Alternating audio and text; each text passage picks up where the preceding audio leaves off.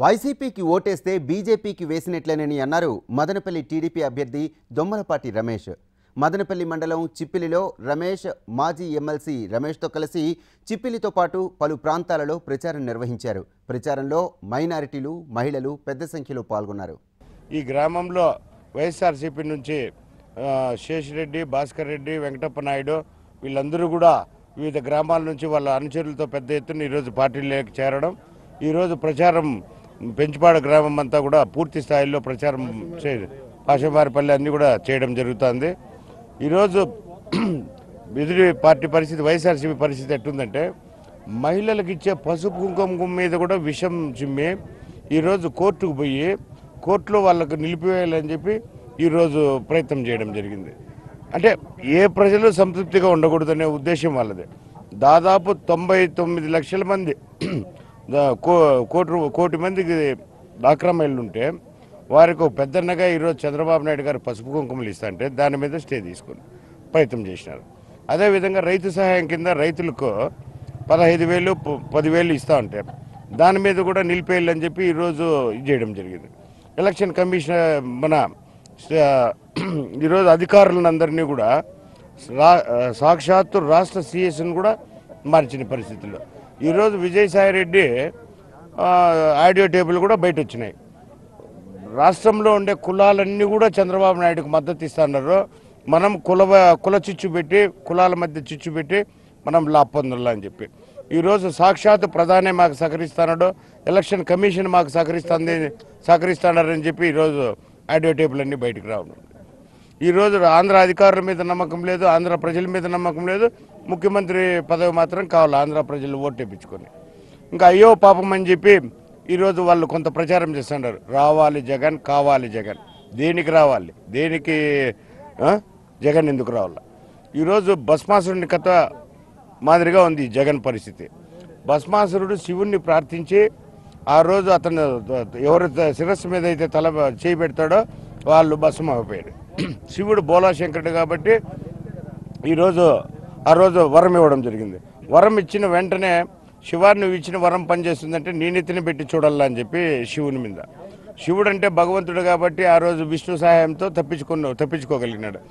ఈరోజు జగన్కు ఓటేస్తే ప్రజల నెత్తిన వాళ్ళ తండ్రిని అడ్డం పెట్టుకుని 1,00,000 కోట్లు దోచే ఈరోజు 31 క్రిమినల్ కేసుల్లో అఫిడవిట్లో కూడా చూపించడం జరిగింది. 24 రోజులు, 26 రోజులు అసెంబ్లీకి వచ్చి 240 రోజులు ఈరోజు కోర్టులోకి పోయి చీలు కట్టుకొని నిలబడాల్సిన పరిస్థితి ఉంది. ఈరోజు ప్రజలు ఆ రోజు ఈశ్వరుడు దేవుడు కాబట్టి తప్పించుకోగలిగినాడు.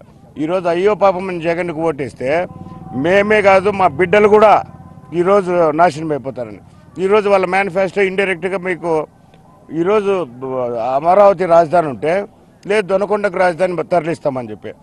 అమరావతి రాజధాని వెనక రైతులు ఉన్నారు. రైతులందరికీ భూమి అంటే ప్రాణం. అటువంటి భూమిని 33,000 ఎకరాలు ఒక పైసా డబ్బు కూడా తీసుకోకుండా వాళ్ళు త్యాగాలు చేసి ఆ రైతులు ఇచ్చే అమరావతిని ఈరోజు మాకు సగర్వమైన కళల రాజధానిగా ఆంధ్రప్రదేశ్కుంటే ఈరోజు అది కూడా సహించాడు. అంటే అతను దొనకొండకు తీసుకుపోతే అతని అనుచరులు వీళ్ళు బాగుపడతారు. ఈరోజు రైతుల త్యాగాలు ఏం కావాలని చెప్పి అమరావతికి ఇచ్చిన 33,000 ఎకరాల రైతుల త్యాగాలను కూడా ఆంధ్రప్రదేశ్ ప్రజలు గుర్తించాల్సిన అవసరం ఉంది. ఈరోజు జగన్ ఇంకో కొన్ని విషయాలకు తీసుకొస్తే ప్రతి విషయంలోనూ కేసీఆర్తో కలిస్తే ఏమి, కేసీఆర్ మాకు సపోర్ట్ చేస్తే ఏమని. కేసీఆర్ రాయలసీమకు నీళ్ళు వస్తా అంటే వాళ్ళ కూతురు దగ్గర కేసు వేయిస్తారు సుప్రీంకోర్టులో. అదేవిధంగా ఈరోజు పోలవరం డ్యామ్ కడుతుంటే దాని మీద సుప్రీంకోర్టులో ఫిల్ వేయించి అది నిలపాలని. అంటే ఆంధ్రప్రదేశ్ ఏ కోసైనా బాగుపడకూడదు అనే వ్యక్తి కేసీఆర్తో నువ్వు కలిసేదని దేనికి సంకేతం? ఈరోజు ముస్లిం సోదరులందరూ కూడా మేము చెప్పేది ఏమంటే జగన్కు ఓటేస్తే మోడీకి ఓటేసినట్టే.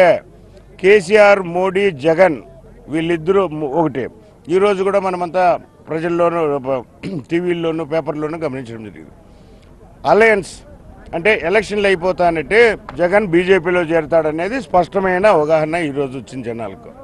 రాబోయే రోజుల్లో జగన్కు ఓటేస్తే ఈరోజు మనకి ఏమీ చేయనటువంటి మోడీ మన రాష్ట్రానికి ఈరోజు నీళ్లు మట్టిచ్చే మన నిర్దాక్షిణ్యంగా గొంతు కోసిన మోడీకి ఈరోజు వెనకబడిన జిల్లాలకు 350 కోట్లు డబ్బులు ఇచ్చి చిన్నపిల్లోని కోపం వస్తే చాక్లెట్ ఎన్నికి తీసుకున్నట్టు ఈరోజు ఆ 350 కోట్లు మన రాయలసీమ వెనకబడిన జిల్లాలకు ఇచ్చి మళ్ళా తీసుకోవడం దేనికి సంకేతం? రాబోయే రోజుల్లో ప్రపంచంలో ఈ భారతదేశంలో మోడీని ఎదిరించే ఏకైక మొగాడు చంద్రబాబు నాయుడు. కొంతమంది అడగచ్చు, మీరంతా కూడా కలిసి మోడీ దగ్గరికి పోయిన ఆ రోజు ధైర్యంగా ఆంధ్రప్రదేశ్ డెవలప్ అవుతుందని మోడీ దగ్గరికి పోయినారు.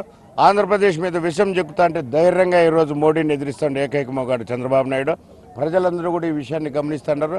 ఖచ్చితంగా రాబోయే రోజుల్లో ఈ జగన్ను శంకరగిరి మాన్యాలు పట్టించేది ఖాయం.